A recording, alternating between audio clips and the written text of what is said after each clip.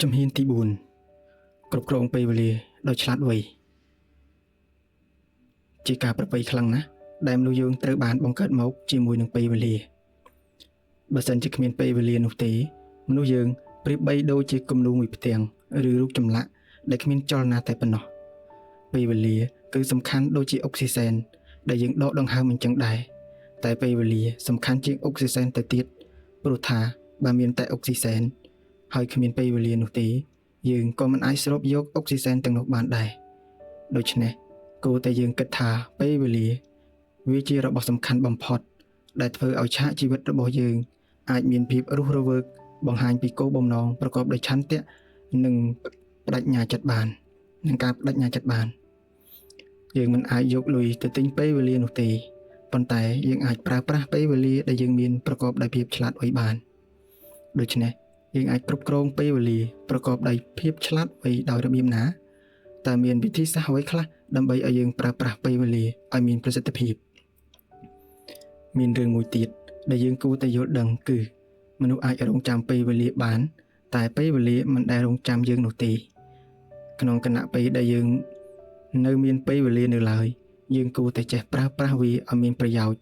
និងធ្វើបែបណាកុំឲ្យខាតបង់នាទីណាមួយរបស់ពេលវេលាដែលយើងមានក្នុងមួយថ្ងៃមនុស្សគ្រប់រូបមានពេលវេលាត្រឹម24ម៉ោងប៉ុណ្ណោះបើគិតទៅស្មើនឹង1440នាទីឬ86400វិនាទី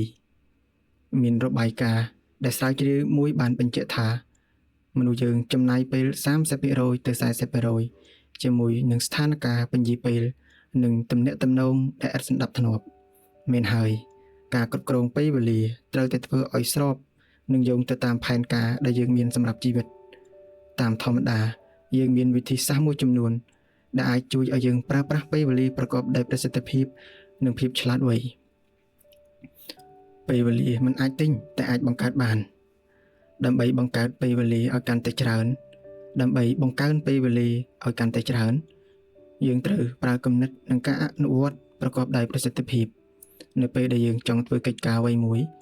យើងតែងមានវិធីក្នុងការធ្វើវាបើមិនដូច្នោះទេយើងពិតជាមិនអាចធ្វើវាបានទេ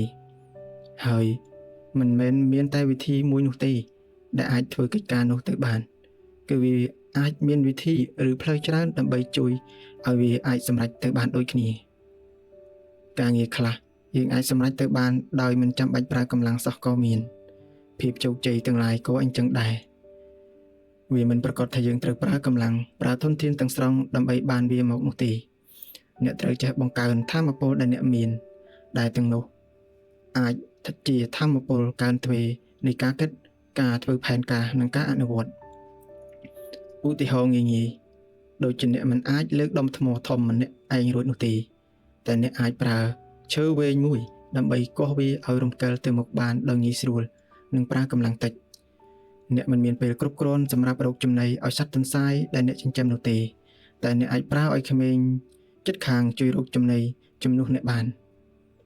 ដោយប្រកាសថានឹងដាក់ឈ្មោះសត្វទន្សាយនោះដូចជាឈ្មោះក្មេងម្នាក់ណាដែលរកចំណីបានច្រើនជាងគេសម្រាប់ទន្សាយនោះប្រើការគិតដើម្បីរកវិធីសាស្ត្របង្កើនថាមពលក្នុងការសម្រេចកិច្ចការគឺជាមាគ៌ាដែលឆ្ពោះទៅរកភាពជោគជ័យដ៏ធំសរុបមកដើម្បីបង្កើនពេលវេលារបស់អ្នកឲ្យបានលើសពី24ម៉ោង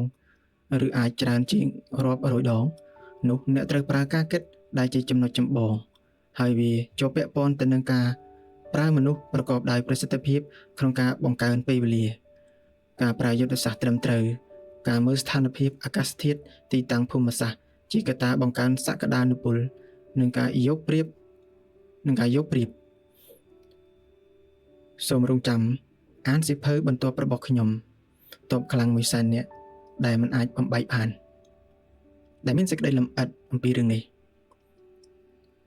មនុស្សជោគជ័យបំផុតតែងតែប្រើប្រាស់កត្តាយកប្រៀបនិងកត្តាបង្កើនពេលវេលាដើម្បីទាញយកផលប្រយោជន៍ឲ្យបានច្រើនរាប់រយដងលើសពី24ម៉ោងដែលខ្លួនមានពីមួយថ្ងៃទៅមួយថ្ងៃកុំប្រើពេលវេលាដើម្បីរងចាំឱកាសត្រូវប្រើពេលវេលាដើម្បីបង្កើតឱកាសមិនងាយនឹងរត់រកអ្នកនោះទេ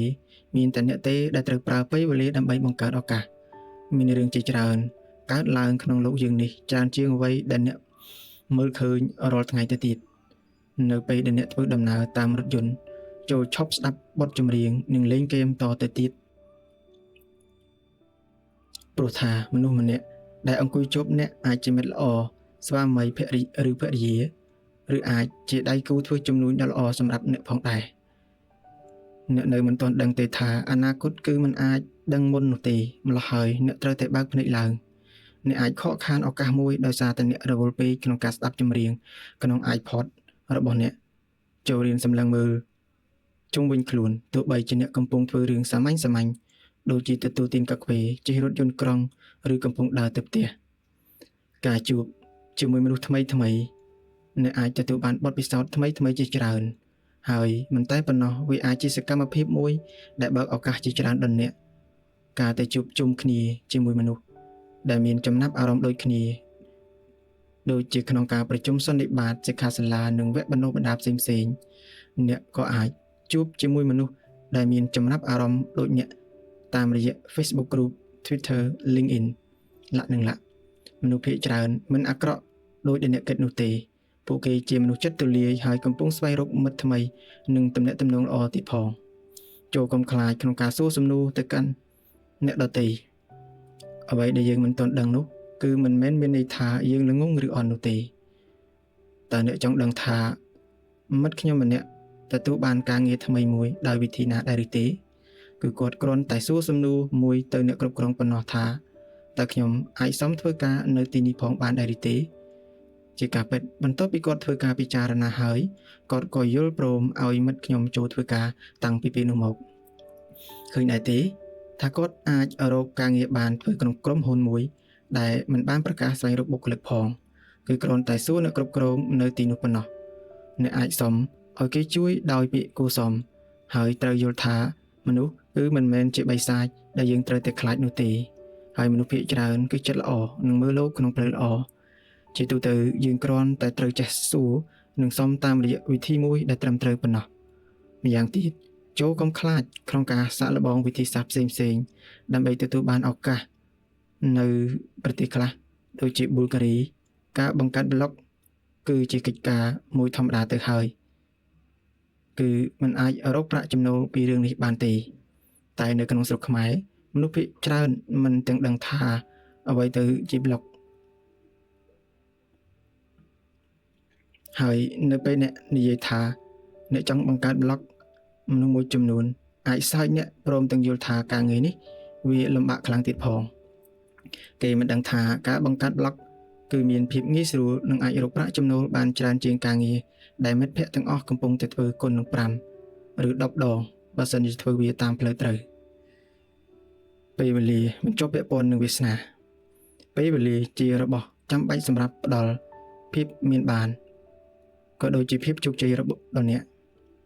យើងមិនអាចយកពេលវេលាមកភ្ជាប់ជាមួយនឹងរឿងវាសនានោះទេបើធ្វើដូច្នោះយើងនឹងក្លាយជាអ្នកខាតបង់ធំធេងជាមិនខានការពឹងអាស្រ័យទៅលើវាសនាមិនមែនជាភាពជោគជ័យពិតប្រាកដនោះទេភាពជោគជ័យដែលវាសនាផ្ដល់ឲ្យមកឲ្យក៏មិនមែនអាចហៅថាភាពជោគជ័យបានដែរអ្នកដែលលើករោមសัตว์មួយសរសៃរួចក៏មិនអាចចាត់ទុកថាជាមហាកម្លាំងបានដែរអ្នកដែលអាចមើលឃើញព្រះច័ន្ទនិងព្រះអាទិត្យក៏គេមិនរាប់ទុកថាមានភ្នែកមុតនោះដែរភាពជោគជ័យពិតប្រាកដនោះគឺមិននៅរងចាំវាសនាទេមនុស្សមានសមត្ថភាពបង្កើតភាពជោគជ័យហើយឈរអោបដៃទើងញញឹមដាក់វាសនាប្រការដែលយើងមិនមានទំនុកចិត្តលើខ្លួនឯងនៅខ្វល់ខ្វាយនិងភ័យខ្លាចគឺមិនមែនជាកំហុសរបស់វាសនានោះទេគឺជាភាពខ្វះខាតនិងភាពខ្សោយរបស់ខ្លួនយើងវិញនោះទេអ្នកត្រូវហ៊ានសម្រេចជោគវាសនាខ្លួនឯងខាងក្រោមនេះជាចំណុចមួយចំនួនតាក់ទងទៅនឹងកិច្ចការប្រចាំថ្ងៃដែលជួយឲ្យអ្នកគ្រប់គ្រងពេលវេលាបានកាន់តែប្រសើរបង្កើតបញ្ជីកិច្ចការដែលអ្នកត្រូវធ្វើប្រចាំថ្ងៃ To do list កិច្ចការសំខាន់ដែលអ្នកត្រូវសម្រេចបានត្រូវសរសេរក្នុងបញ្ជីដាច់ដោយឡែកមួយហើយគូសធីកនៅរាល់ចំណុចណាដែលអ្នកបានធ្វើរួចធ្វើផែនការនិងរបាយការណ៍ប្រចាំខែដោយប្រើប្រាស់តារាងងាយ បិទទូរស័ព្ទនិង Facebook រាល់ពេលដែលអ្នកកំពុងបំពេញកិច្ចការរបស់អ្នកតើអ្នកជាមនុស្សចូលចិត្តធ្វើការងារពេលយប់ឬពេលព្រឹករៀបចំពេលវេលាការងារស្នូលឲ្យត្រូវពេលដែលអ្នកមានសក្តានុពលខ្លាំងចំពោះមនុស្សមួយចំនួនដែលធ្វើការងារឲ្យក្រុមហ៊ុនឬស្ថាប័ននានាទោះចង់ឬមិនចង់អ្នកត្រូវតែជាមនុស្សដែលធ្វើការខ្លាំងពេលព្រឹកគ្រប់គ្រងពេលវេលាដើរហើរពេលយប់ទទួលទានអាហារខាងក្រៅការមើលទូរទស្សន៍ដើម្បីកុំឲ្យប៉ះពាល់ដល់ការងារដែលអ្នកត្រូវធ្វើថ្ងៃស្អែកកំណត់តុល្យភាពពេលវេលាធ្វើការងារនិងក្រុមគ្រួសារចូលគេងឲ្យបានទៀងទាត់ដើម្បីកុំឲ្យសុខភាពខ្សោយនិងក្រោកធ្វើការមិនទាន់ឬអស់កម្លាំងពេលធ្វើការរៀបចំការគិតឲ្យមានរបៀបដើម្បីឲ្យការគិតមានភាពដើម្បីកុំឲ្យការគិតមានភាពច្របូកច្របល់និងមិនចំគោលដៅដែលអ្នកត្រូវគិតជាដើមហេតុធ្វើឲ្យបាត់បង់សមាធិកាត់បន្ថយរាល់ទង្វើណាដែលបំផ្លាញសុខភាពដូចជាការទទួលទានស្រាច្រើនការជក់បារីច្រើនការទទួលទានអាហារដែលមានជាតិខូលេស្តេរ៉ុលច្រើនញែកពេលវេលាណាមួយនៅក្នុងតារាងសកម្មភាពប្រចាំថ្ងៃរបស់អ្នកដើម្បីដាក់ការអភិវឌ្ឍខ្លួនដូចជាការអានសៀវភៅនិងការស្រាវជ្រាវជាដើម